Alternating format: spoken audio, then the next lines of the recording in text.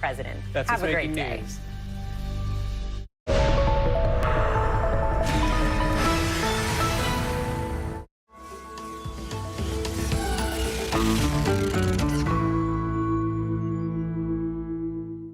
It's Thursday, January 26th. If a kid told you their classmate had a gun, would you ignore them? We start here. A school superintendent is fired in Virginia after a 6-year-old shot his teacher. The administrator downplayed the report from the teacher and the possibility of a gun. The teacher says there were several warnings in the hours leading up to that gunshot. The U.S. said it wasn't sending tanks to Ukraine. That changed in less than a week. I would call this weapons creep. A year into this war, NATO countries are taking a big new step.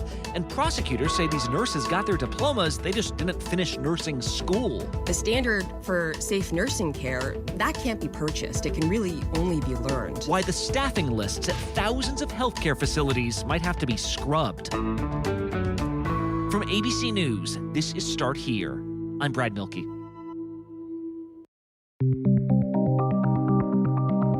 Over the last couple days, everyone's attention has been on these mass shootings on the West Coast. Of course, there were a few in California. There was also a man who opened fire on a Circle K in Yakima, Washington, killing 3 people, then himself. And in each of these, the question is, could these have been prevented? We did not have a situation where someone was going around the school shooting. We have a situation in one particular location where a gunshot was fired. Well, you might remember earlier this month, we kind of reached a new low in the town of Newport News, Virginia, when a 6-year-old boy brought a gun to school and shot his teacher. When they entered the room, they found a 6-year-old child that was being physically restrained by a school employee. The child became a little combative, actually struck the school employee that was restraining him, and officers then took control of him and escorted him out of the building. This was not like an accidental discharge or something. He didn't think this was a toy. It appeared deliberate, although how much does a kid even understand when they're in that situation? But yesterday, a lawyer for the teacher who had been shot said there's no question at all about whether this could have been prevented. Some shocking allegations made here in a town that is very much on edge. ABC's Beatrice Peterson's been covering all this since the story broke 2 weeks ago. In fact, she's outside where they had the school board meeting last night. Beatrice, what did we learn yesterday? So here in Newport News, we heard from the attorney for Abby Zorner, the 25-year-old teacher who was shot mid-instruction by her student. The lawyer claims throughout the day there were multiple warnings for school officials at Rich Neck Elementary School that could have prevented this horrible tragedy where a 6-year-old pulls out a gun and shoots his teacher in the middle of the classroom. 3 times. School administration was warned by concerned teachers and employees that the boy had a gun on him at the school and was threatening people. The lawyer alleges the first warning came from Abby herself, where she warned school administrators that the 6-year-old student had threatened to beat up another child that same day. But the school administration could not be bothered. The lawyer claims the next warning came from a teacher who actually searched the 6-year-old's backpack for a gun. She didn't find it, but she allegedly told the school administrator that the boy put the gun in his pocket before going outside to recess. The administrator downplayed the report from the teacher and the possibility of a gun, saying, and I quote, "Well, he has little pockets." Later in the day, a third teacher allegedly told the administrator another boy was crying and fearful, alleging that the 6-year-old student had showed him the gun at recess and threatened to shoot him if he told anybody. Did administrators call the police? No. Did administrators lock down the school? No. The lawyer alleges the last incident happened after a school employee asked administrators to search the boy. They were told allegedly by administrators that the day was almost over and they should wait the situation out. Within an hour, Abby Zorner had been shot in her classroom in the middle of her instruction. This morning, I sent notice to the Newport News School Board of the intent to file a lawsuit on Abby's behalf. This should have never happened. It was preventable. Wait, so Beatrice, the warning signs, if they're all there, if these allegations are correct, how could they possibly be ignored? Because also, this kid does not sound like he was unknown to school authorities before that day, right? Yeah, that's what's so confusing here. The parents put out a statement and it added more questions and answers. They did actually reveal that the student had an acute disability and he was under a care plan, which involved the parents coming to class with him every single day. They revealed in the statement they were unable to come to school with him that week. And they say that's a memory that they will never forget, the fact that they weren't there during such a tragic incident. However, something that's really interesting about this, Brad, is that we've spoken to a number of the parents of some of the students that were in the classroom. Some of them say that they were not aware of the parents having to be in the classroom every day. So it's uncertain when this exactly took place. Were they there every day or certain days? There's just so many different questions we still need answers to, and we just have to wait, I guess, to find out more. What has been the reaction among other families in the school district? Like, I can't imagine what would be going through my mind if my kid is going to this school where a 6-year-old is shooting a teacher.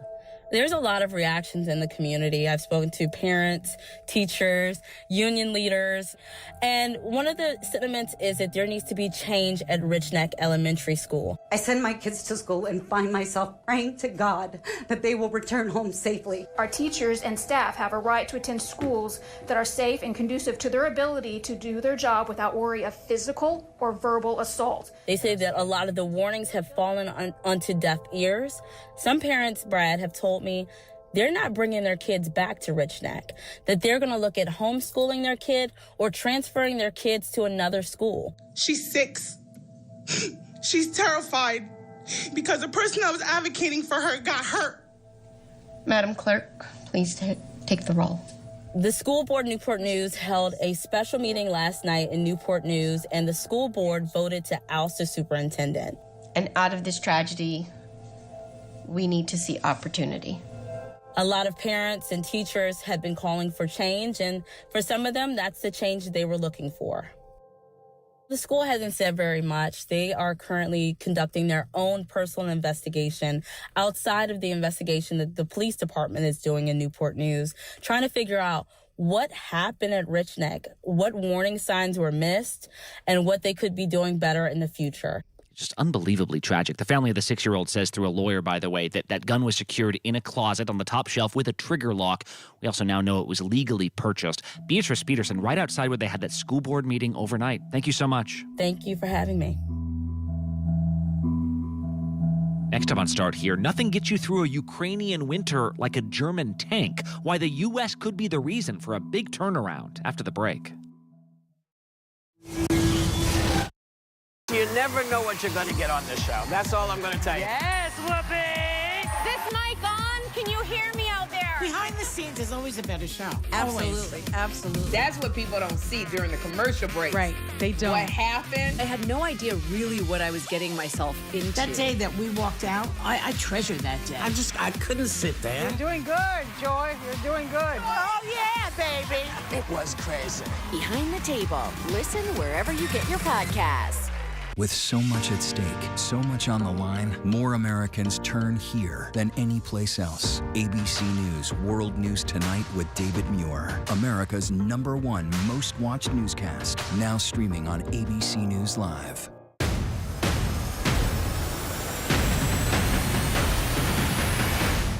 After an extraordinary news-making year, thank you for making ABC's This Week America's #1 news and politics show on Sunday mornings. I love the true crime community because I can make a difference. Police found a skull in a bucket of cement. We're at a dead end. So law enforcement turned to the public. I was obsessed. This was one that I had to solve. I got a phone call of you sitting down. This is why I take blood pressure medicine. Holy crap. My motto is go big or go home. Web of Death. Now streaming only on Hulu. Zoo! 200! Oh, 200. 200 episodes of Dr. Pol. Oh. Music to my ears. It's been 10 years, and I'm still having fun. That rocks. He's got the moves that make your animals groove. Now we do the dance of joy. Yay. He's like the Justin Bieber of the Headlining the hottest barns. Shout out. It's a show you won't want to miss. I'm not going to be forever. Maybe. The Incredible Dr. Pol. New episodes Saturdays at 9 on Nat Geo Wild. Get ready, America, every Friday. The hottest trends, styles, and must-have. What's the right stuff to buy right now? I really love that. It's time to buy the right stuff. Yes! And save big time, too. The right stuff. Fridays on GMA. You're going to love it. This is ABC News Live Prime. Thanks so much for streaming with us. Live reporting, breaking news, exclusives, award-winning, powerful, eye-opening. ABC News Live Prime with Lindsay Davis. Streaming weeknights. For the last year, President Biden has had to perform this balancing act on how intertwined the U.S. wants to be with the war in Ukraine.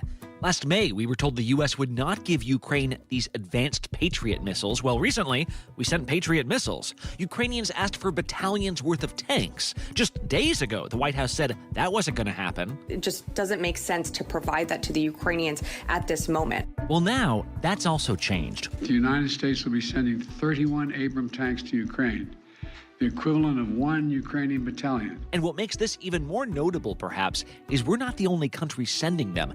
ABC's chief global affairs correspondent Martha Raddatz is here. Martha, first off, can you just explain what these tanks are and sort of what they bring to the battlefield? They're significant, Brad, because they're basically so much better than the Soviet-era tanks. So that will give the Ukrainians an advantage. They have more defenses on them. They have more firepower. They have more range. It's really something that President Zelensky was desperate to get his hands on. Right, and so you got these Abrams tanks. Those are the ones the U.S. has. You've also now got these tanks coming over from Germany, these Leopard tanks. In fact, it seems like they're going to become operational in Ukraine sooner than ours. Does this end up being like a major policy shift from each of these countries? It is, because we've heard for weeks the Pentagon saying, look, they're just too complicated. It's more of a sustainment issue. I mean, this is a tank that is requires jet fuel, whereas the Leopard and the Challenger, it's a different engine. They require diesel. They run on jet fuel. It's too hard to train on these things. So the Pentagon was really pushing back on sending the Abrams tanks, the American tanks. But the State Department and the White House basically said, look, Germany needs cover. They don't like to use that word. They don't like to say, oh, we gave them cover. But in a sense, they did. Did Germany force you to change your mind on sending tanks? Germany didn't force me to change your mind. We wanted to make sure we were all together. That's what we're going to do all along. Germany didn't want to be the only one saying, okay, we're going to send our Leopard 2 tanks and allow the countries who have the allies, who have those Leopard 2 tanks, to send them to Ukraine. Just us. They really wanted the U.S. to be in on this, to send some Abrams tanks. And if, like you said, the Germans were super skittish, a lot of European countries have been skittish about getting involved here, what does this moment mean for the broader war effort? Well, I think, I look at this, and I've covered conflict for so many years, Brad, and I always have my red flag up for what they call mission creep. You start out one thing, you start out as a humanitarian mission, and then you go into this. Look, we've been fully involved in many ways since the beginning, but I would call this weapons creep. We decide we're not going to send something, and then things advance, and okay, maybe we will send those weapons. So I think the question is, what next? Do you send those fighter aircraft that they've wanted for a very long time? But they hear the call from the Ukrainians. They want to help the Ukrainians. We've given billions and billions and billions of dollars, but we keep adding the types of weapons that originally we said, maybe not such a good idea. Now, one of the reasons they are saying that is I think the fear all along was that Putin would react to that as an escalation. That if the U.S. Especially for the NATO countries, right? These European countries. Exactly. The NATO countries, the U.S., how will Putin react to this? Well, he hasn't really done anything. He's behaving so badly, it's like, what else could he possibly do? That's interesting that if you think all weapons sound alike, like to the Ukrainians and to the Russians and therefore to the Germans and Americans, these weapons are not all created equal. And so this is a big moment here. All right, Martha Raddatz, thanks so much. You bet, Brad. For the last 3 years, we've seen how in-demand nurses can be. Hospitals have had problems hiring enough of them. For patients, nurses are some of the most important people around. They're the people you rely on the most. Well, imagine finding out some of the nurses at your local hospital had never actually earned their accreditation. Over 7,600 fake nursing diplomas were sold from about 2016 to 2022. Yesterday, ABC's Sasha Pesnick broke the news that federal agents have brought down a massive scheme to sell fake nursing credentials, which allegedly resulted in thousands of nurses with fake diplomas around the country. Sasha Pesnick joins us now. What was this alleged scheme? Brad, officials are calling this takedown Operation Nightingale in honor of Florence Nightingale, who was the founder of modern nursing.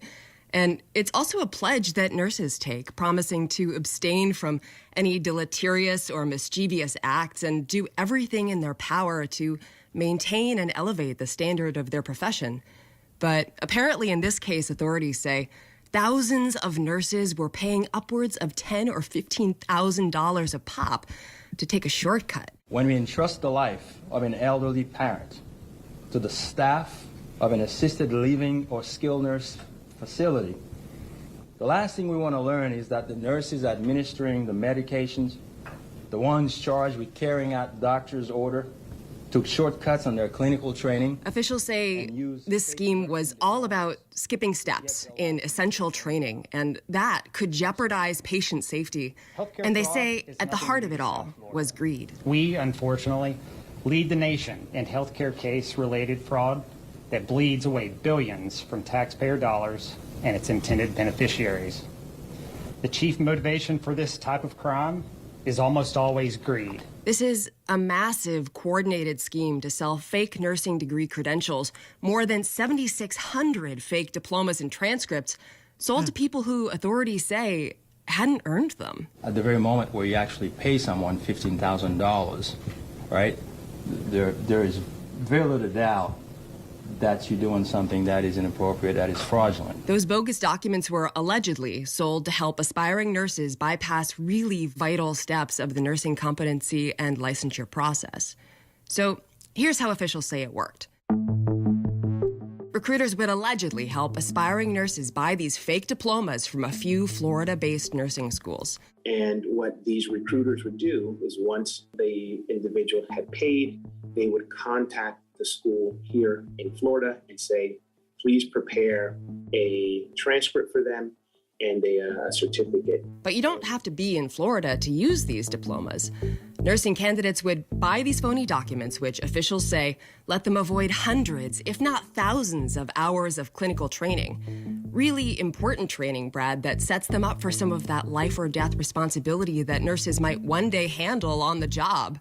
They'd then use those credentials to qualify for the National Nursing Board exam. They still had to take that test, but buying these fake diplomas let them take a huge shortcut. And just so I'm getting this right then, Sasha, this would be like if I'm getting my driver's license as a teenager, but I haven't done all the hours like of car training with my parents or whatever. Like you're not supposed to skip that. That's like a key part of the whole thing. Exactly. And the standard for safe nursing care, that can't be purchased. It can really only be learned. And so once these people passed the test, they could go get licensed in various states and get hired in the healthcare field with what officials say were unwitting providers throughout the country. I've been doing this for 25 years, and it does shock the mind. All this has now led to charges against more than 24 individuals across multiple states for helping sell more than $100 million worth of fake diplomas. So authorities are taking aim at what they call this harmful fraud that affects public health. One official I spoke to called it one of the most brazen schemes he had ever seen. Wait, so Sasha, they're charging the people who they say, like, were running the scheme. Do we know about all the nurses or, like, accredited nurses that came out of this? Like, do they think there are people walking around right now with, like, their fake nursing diplomas? It's a great question. So this takedown, Operation Nightingale, it targeted the folks kind of at the top of this alleged scheme, right? So the owners, the operators, the employees of these programs, the people who officials say helped facilitate all of this. The whole point basically was stopping more of these bogus diplomas from getting out onto the streets, getting into the hands of, and getting used by people who didn't earn them. The most important thing for us was to make sure, to the extent we're talking about healthcare here, that we stop the bleeding, right? What have you learned when somebody gets a major injury? You stop the bleeding. And the bleeding here is to basically stop those schools from being able to actually put more fraudulent diplomas out. And authorities say those programs are now essentially shut down. But yeah, officials say some of the people who bought these fake diplomas have indeed been practicing nursing in the country, some of them perhaps currently.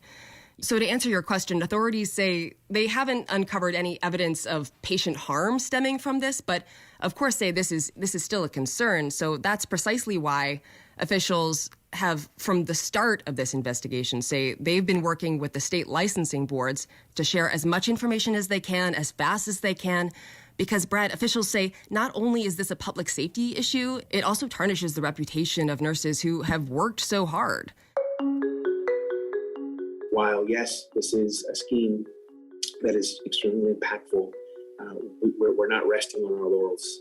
We're going to continue to do all that we can to hold these folks accountable. Federal authorities say, okay, they know who these nurses are. They know their names. They've referred those names to the National Council of State Boards of Nursing.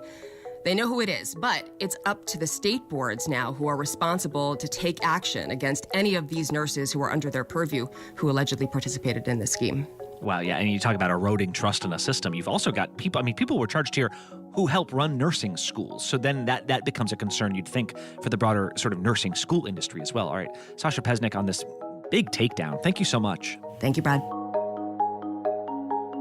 Okay, one more quick break. When we come back, you're in the Army now. All you need is a buzz cut and a referral code. One Last Thing is next. America's #1 news, ABC News. Most watched, most trusted, and streaming live to you anytime, anywhere, and free. This is ABC News Live, America's #1 streaming news, free to you 24/7. Watch America's #1 news whenever you want it, wherever you are, anytime. ABC News Live, streaming live and free on all platforms. Bring them on. If only there was a place in the morning to start my day. With a smile, somewhere to help me get in the know. A place that's spectacular as well, me. I think we might know a place, right, guys? Bring your friends. Oh, wait, there is. Good morning, America. GMA, 7A, every day. Boom, boom, boom.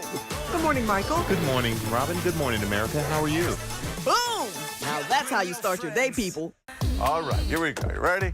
Let's do it. Yes, it's the show America wants and America needs right now. This is What Would You Do? Let's go. How are you? Yeah. So what will you be watching Saturdays on ABC News Live? What would you do? Hey, I guess I just found out.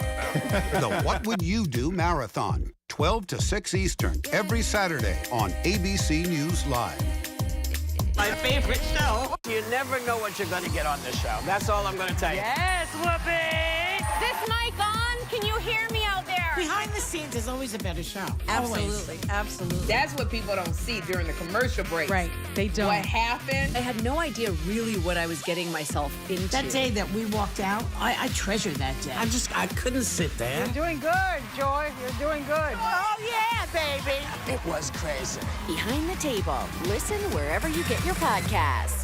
From America's #1 news comes the all-new ABC News app. Breaking news, incredible video, faster, smarter, and customizable to your interests. If you love being in the know, you're gonna love this. Experience the all-new ABC News app. Download it now. Now streaming on ABC News Live 2020. True crime, cinematic, real-life drama, stunning, the unthinkable. Follow the clues. The Hunt. True crime 2020. Now streaming on ABC News Live.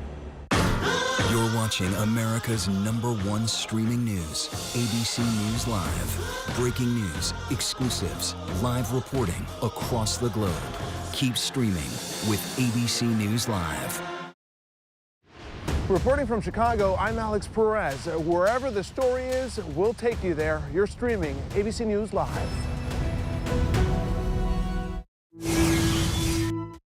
And one last thing. We live in the age of referrals. If you subscribe to a service, you can get your friend to sign on, and you get your next order for free. It's even more intense for gig workers. You can get your buddy to sign up to be an Uber driver with you, and you'll get huge benefits. Well, apparently, recruiting for the Army is going so badly that promotions will start being influenced by how good you are at networking. Decide to lead as an Army officer. This week, Army Brass unveiled a new policy called the Soldier Referral Program. And in this new system, if a private in good standing convinces someone else to go enlist, that private gets a one-time automatic promotion to the next grade up. That's worth a few $1,000 salary right there. But say you're really convincing. Say you're really good at bringing along everyone, all the cousins in your family. Well, for each referral who attends basic training, you get this special new ribbon, which gets you 10 points towards more serious promotions down the road. You can get up to 4 of these ribbons in your career. It's like a merit badge for salesmanship. Left, right, left. Left, right, left. The fact that somebody next to you could suddenly be promoted to specialist or staff sergeant just because they're good at dragging other people along with them tells you how dire the situation has become. The Army brought in 15,000 fewer recruits than it expected last year. We have a lot of young men and women that want to serve, and they can't pass the academic requirements, or they can't pass the physical requirements. But it also tells you how normalized these referral programs have become more broadly.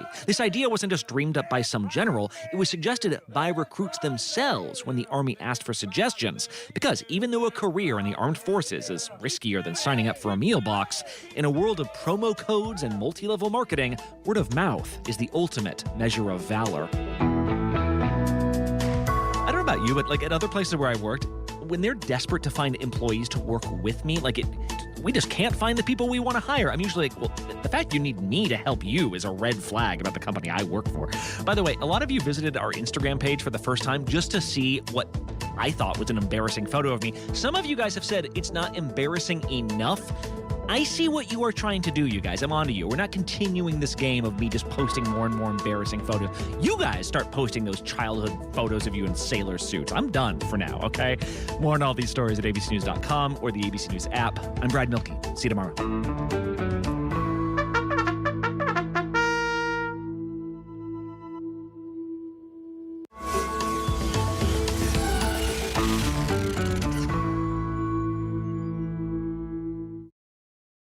With so much at stake, so much on the line,